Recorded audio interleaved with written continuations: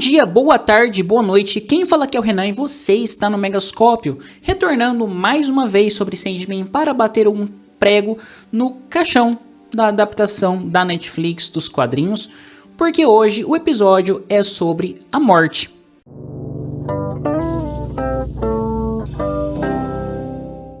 E esse 12º episódio da segunda temporada de Sandman, que foi a última, né? Como a gente já conversou no último vídeo, vou deixar na descrição para quem quiser conferir uma análise e as minhas impressões sobre o que poderia ter sido o universo de Sandman na Netflix. Ele é um episódio bastante interessante, traz a morte como protagonista e ele se afasta um pouco ali da história do sonhar, tal qual fez o Sonho de Mil Gatos e também Calliope, que por mais que envolva o sonho ali no caso, eles são histórias que funcionam de forma totalmente independente e desvinculada da linha tradicional, muito mais para aprofundar a relação dos personagens. E aqui a gente vai ver a mesma coisa. Então, primeiramente, eu vou fazer uma abordagem mais narrativa, abordando a questão da série e depois indo para as principais diferenças dos quadrinhos, que eu digo já que não são muitas e que para mim mantém o título de que Sandman é uma das melhores adaptações que a Netflix já fez.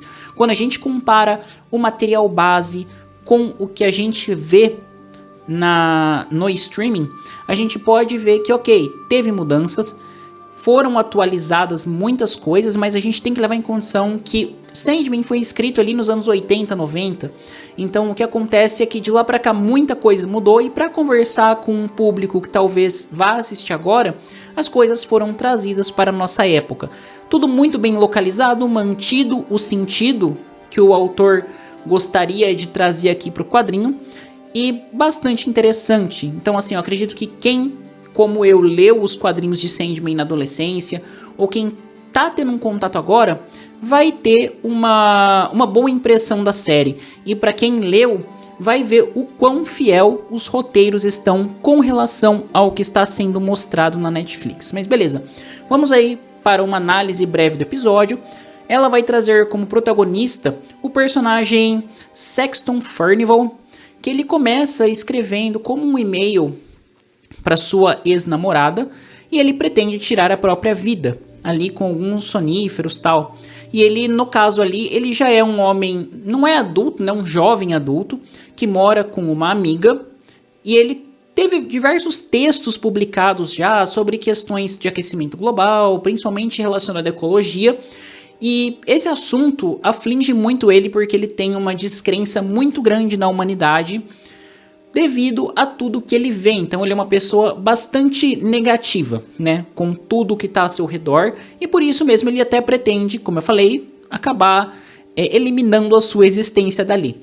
Então ele vai num ferro velho, só observar a paisagem, encontra um ímã do Superman numa geladeira, que é muito interessante porque ele está numa situação bastante desesperadora e o Superman é um símbolo de esperança, né? Então é um contraste que eu achei não sutil, ou na verdade nada sutil, e interessante também. E ali ele acaba escorregando e cai de uma geladeira que estava numa pilha de ferro velho e é ajudado pela personagem Morte. Só que ali a Morte não tá para cumprir o seu papel propriamente dito. Ela chama ele para ir até a sua casa, para costurar sua jaqueta e para fazer um remendo ali na mão que ele cortou. Chegando lá, ele vê 2 peixinhos dourados numa mesa. Guarda essa informação, porque quando eu for comentar os quadrinhos isso vai ser interessante. E ali, ele pergunta assim, qual que é seu nome? E ela não demora muito para falar, eu sou a Morte. Ele não acredita muito assim, sabe? Inclusive vai embora. Só que ele é pego pela armadilha da Hit Maluquete, que é aquela senhora dos cachorros da segunda e da primeira temporada, que o faz voltar à casa da Morte, porque a Hit Maluquete quer a sua alma, a que ela escondeu e não sabe aonde está. E ali, para quem não conhece o quadrinho, ou para quem não conhece a personagem, é situado do porquê a Morte está na Terra naquele momento. É porque uma vez a cada 100 anos, ela tem um dia de folga, 24 horas, nas quais ela vai nascer, viver e morrer.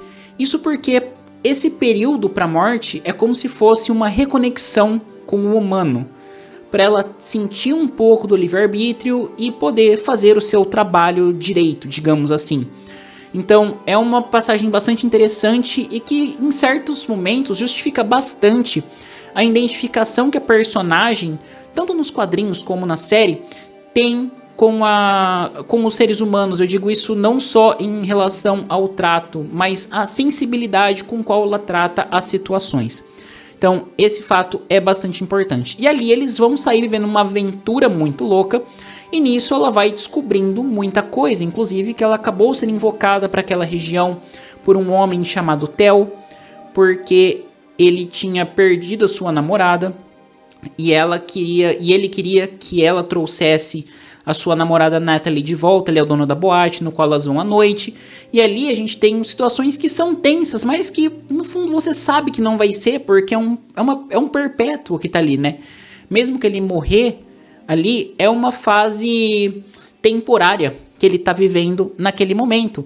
Então, você sabe que não vai acontecer. Eu acho que a gente fica muito mais apreensivo pelo próprio Sexton do que pela personagem Morte, porque ela é sempre muito conformada com aquilo. Nossa, que coisa que eu tô vivendo, né? Que coisa de louco. Tipo, extremamente conformada, que pra quem não sabe que ela é um perpétuo, causa esse estranhamento todo de que se fosse um ser humano comum, ele estaria totalmente desesperado. Mas enfim, diversas coisas acontecem, eles conseguem escapar, e ali no final, a Morte vai conversar com o Sexton na fonte. Ela entrega 2 moedas, não antes de recuperar a sua cruz de Ankh que o Theo tinha pego dela, mas ela olha e fala, meio que não importava, e pega um outro pingente, ao qual ela deixa com o Sexton, junto com 2 moedas, e cai para trás na fonte. Quando o personagem vê a Morte, no qual o Sexton chama de Didi, ela já tá morta. Então assim, já deu as 24 horas dela, já deu o ciclo de vida dela que ela tem a cada 100 anos. E ali, por mais que ele faça, ela não vai voltar. Então ela coloca as 2 moedas no olho e entrega o pingente para Hit Maluquete. Então assim, nisso a gente encerra o episódio, mostrando a passagem da Morte pela Terra de uma vez a cada 100 anos. E a Não, no final, tem basicamente ela se encontrando com ela mesma para ver o que ela aprendeu nessa breve estadia.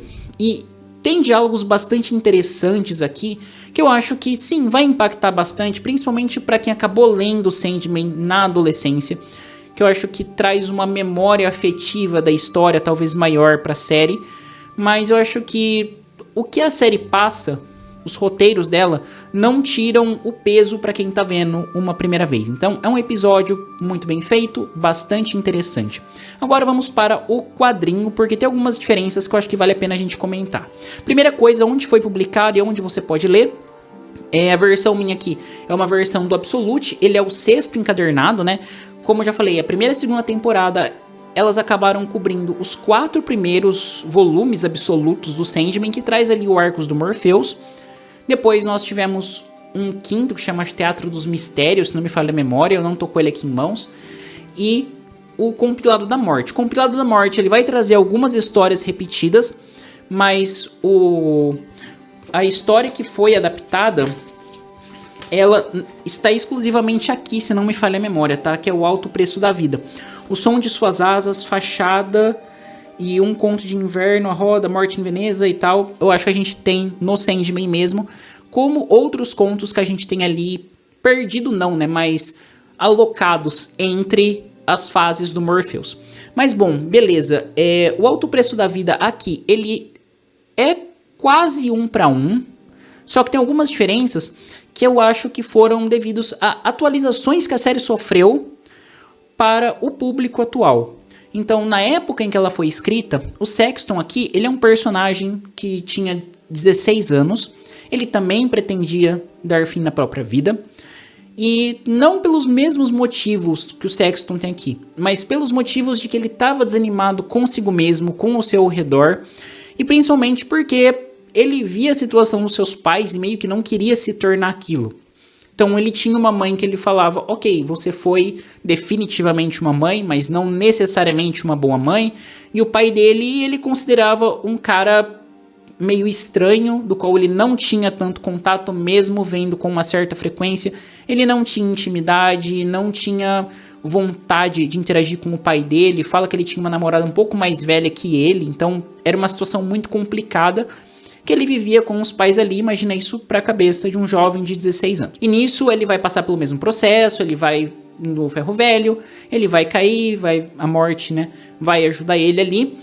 E aqui entra o ponto que eu falei do aquário, porque na série, quando o Sexton entra no apartamento da morte, ela também não demora a falar, olha, eu me chamo Morte, só que é uma coisa que o universo constrói pra mim pra dar um ar de vida, enquanto eu tô aqui nessas 24 horas.